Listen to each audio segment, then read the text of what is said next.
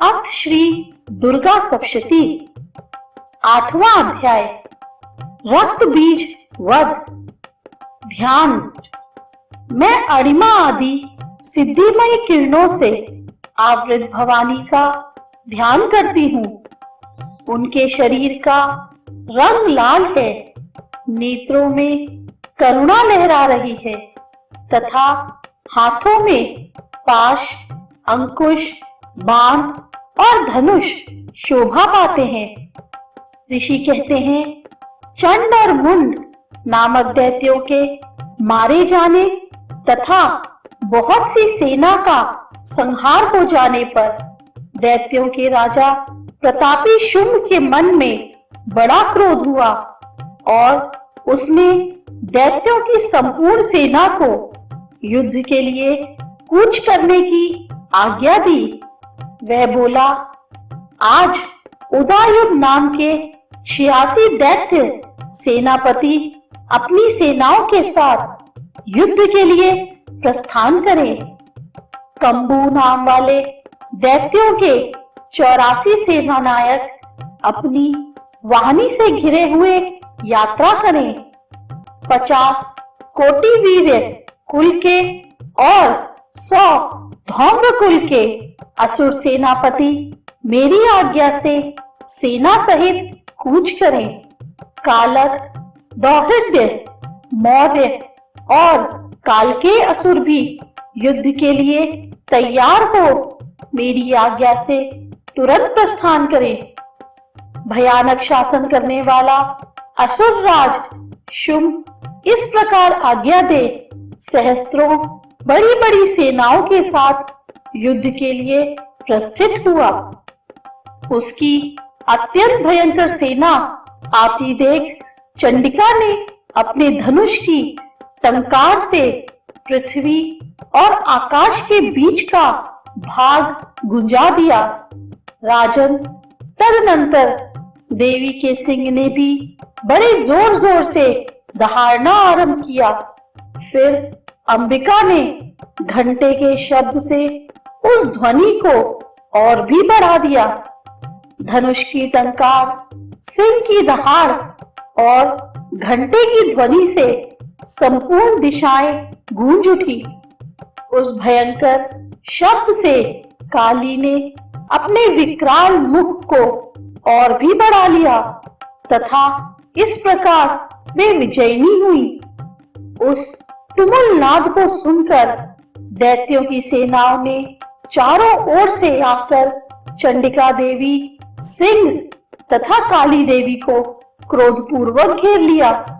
राजन, इसी बीच में असुरों के विनाश तथा देवताओं के अभ्युदय के लिए ब्रह्मा, शिव, कार्तिकेय, विष्णु तथा इंद्र आदि देवों की शक्तियां जो अत्यंत पराक्रम और बल से संपन्न थी, उनके शरीरों से निकलकर उन्हीं के रूप में चंडिका देवी के पास गईं। जिस देवता का जैसा रूप, जैसी वेशभूषा और जैसा वाहन है, ठीक वैसे ही साधनों से संपन्न हो, उसकी शक्ति असुरों से युद्ध करने के लिए आई। सबसे पहले हंस युक्त विमान पर बैठी हुई अक्षसूत्र और कमंडलों से सुशोभित ब्रह्मा जी की शक्ति उपस्थित हुई, जिसे ब्रह्माणी कहते हैं। महादेव जी की शक्ति वृषभ पर आरूढ़ हो हाथों में श्रेष्ठ त्रिशूल धारण किए, महानाग का कंगन पहने, मस्तक में चंद्र रेखा से विभूषित हो वहां आ पहुंची। कार्तिकेय जी की शक्ति रूपा जगदंबिका उन्हीं का रूप धारण किए श्रेष्ठ मयूर पर आरूढ़ हो हाथ में शक्ति लिए दैत्यों से युद्ध करने के लिए आई। इसी प्रकार भगवान विष्णु की शक्ति गरुड़ पर विराजमान हो शंख, चक्र, गदा, शार्क धनुष तथा खड्ग हाथ में लिए वहां आई। अनुपम यज्ञवारा का रूप धारण करने वाले श्री हरि जी की जो शक्ति है वह भी द्वारा शरीर धारण करके वहां उपस्थित हुई। नरसिंही शक्ति भी नरसिंह के समान शरीर धारण करके वहां आई। उसकी गर्दन के बालों के झटके से आकाश के तारे बिखर पड़ते थे। इसी प्रकार इंद्र की शक्ति वज्र हाथ में लिए गजराज ऐरावत पर बैठकर आई। उसके भी सहस्त्र नेत्र थे। इंद्र का जैसा रूप है वैसा ही उसका भी था। तदनंतर उन देव शक्तियों से घिरे हुए महादेव जी ने चंडिका से कहा, मेरी प्रसन्नता के लिए तुम शीघ्र ही इन असुरों का संहार करो। तब देवी के शरीर से अत्यंत भयानक और परम उग्र चंडिका का शक्ति प्रकट हुई, जो सैकड़ों गीदड़ियों की भांति आवाज करने वाली थी। उस अपराजिता देवी ने धूमिल जटा वाले महादेव जी से कहा, भगवान आप शुंभ निशुंभ के पास दूत बनकर जाइए और उन अत्यंत गर्वीले दानव शुंभ और निशुंभ दोनों से कहिए, साथ ही उनके अतिरिक्त भी जो दानव युद्ध के लिए वहां उपस्थित हो उनको भी यह संदेश दीजिए, दैत्यों यदि तुम जीवित रहना चाहते हो तो पाताल को लौट जाओ। इंद्र को त्रिलोकी का राज्य मिल जाए और देवता यज्ञ भाग का उपभोग करे। यदि बल के घमंड में आकर तुम युद्ध की अभिलाषा रखते हो तो आओ, मेरी शिवाएं तुम्हारे कच्चे मांस से तृप्त हो।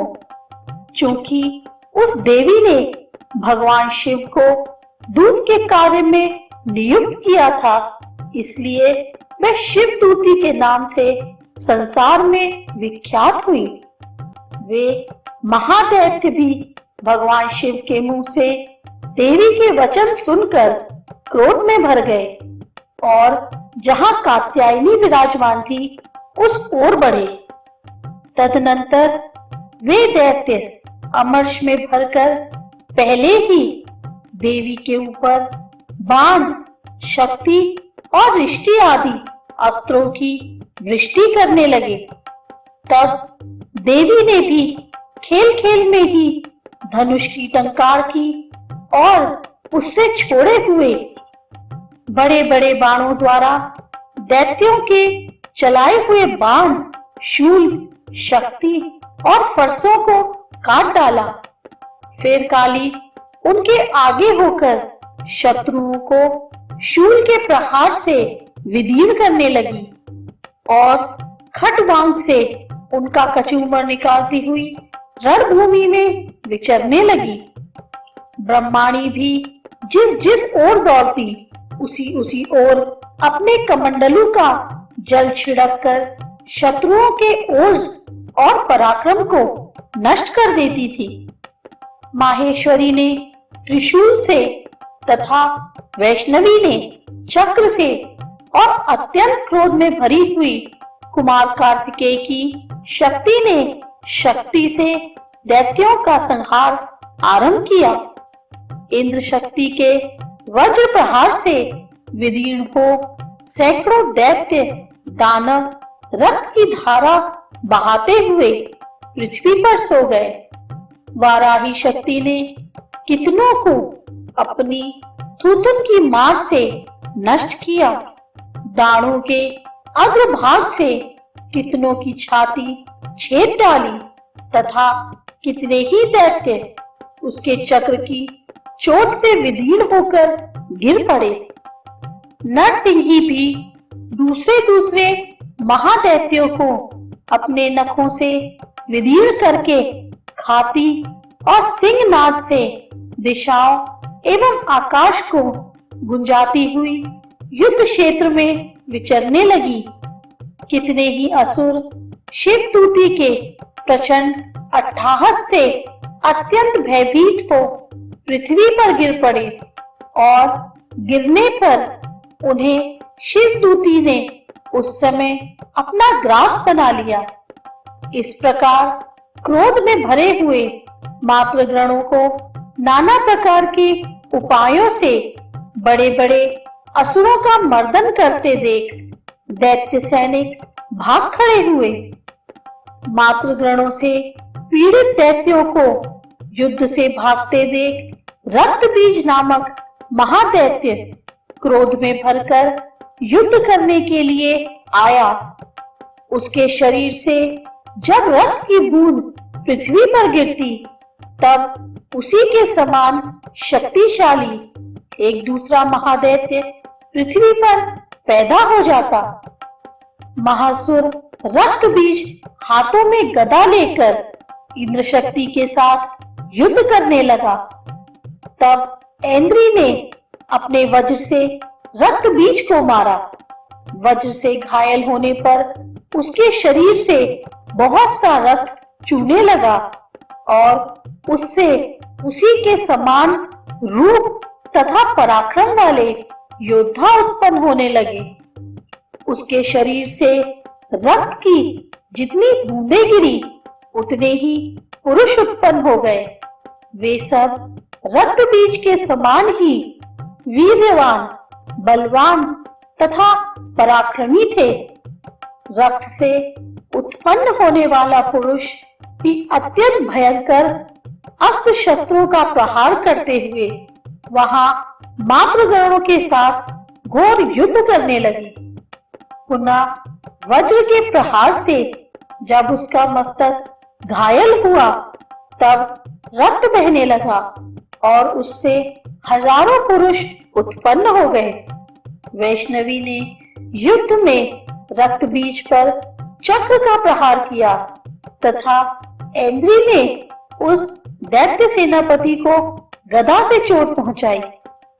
वैष्णवी के चक्र से घायल होने पर उसके शरीर से जो रक्त बहा और उससे जो उसी के बराबर आकार वाले सहस्त्रों महादैत्य प्रकट हुए, उनके द्वारा संपूर्ण जगत व्याप्त हो गया। कौमारी ने शक्ति से, वराही ने खड्ग से और माहेश्वरी ने त्रिशूल से महादैत्य रक्तबीज को घायल किया। क्रोध में भरे हुए उस महादैत्य रक्तबीज ने भी गदा से सभी मातृ शक्तियों पर पृथक पृथक प्रहार किया। शक्ति और शूल आदि से अनेक बार घायल होने पर भी जो उसके शरीर से रक्त की धारा पृथ्वी पर गिरी, उससे भी निश्चय ही सैकड़ों असुर उत्पन्न हुए। इस प्रकार उस महादैत्य के रक्त से प्रकट हुए असुरों द्वारा संपूर्ण जगत व्याप्त हो गया। इससे उन देवताओं को बड़ा भय हुआ।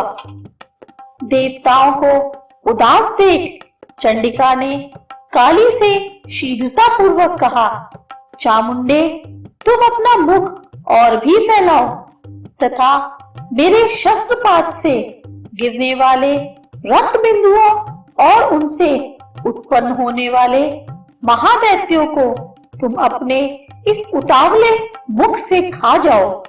इस प्रकार रक्त से उत्पन्न होने वाले महादैत्यों का भक्षण करती हुई तुम रण में विचरती रहो। ऐसा करने से उस दैत्य का सारा रक्त क्षीण हो जाने पर वह स्वयं भी नष्ट हो जाएगा। उन भयंकर दैत्यों को जब तुम खा जाओगी, तब दूसरे नए दैत्य उत्पन्न नहीं हो सकेंगे। काली से यूं कहकर चंडिका देवी ने शूल से रक्त बीज को मारा और काली ने अपने मुख में उसका रक्त ले लिया। तब उसने वहां चंडिका पर गदा से प्रहार किया, किंतु उस गदापात ने देवी को तनिक भी वेदना नहीं पहुंचाई। रक्त बीज के घायल शरीर से बहुत सा रक्त गिरा, किंतु जो ही वह गिरा, त्यों ही चामुंडा ने उसे अपने मुख में ले लिया।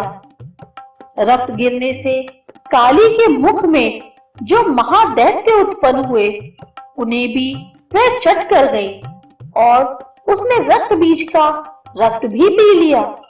तदनंतर देवी ने रक्त बीज को, जिसका रक्त चामुंडा ने पी लिया था, वज्र, बाण, खड्ग और रिष्टि आदि से मार डाला। राजन, इस प्रकार शस्त्रों के समुदाय से आहत एवं रक्तहीन हुआ महादैत्य रक्त बीज पृथ्वी पर गिर पड़ा।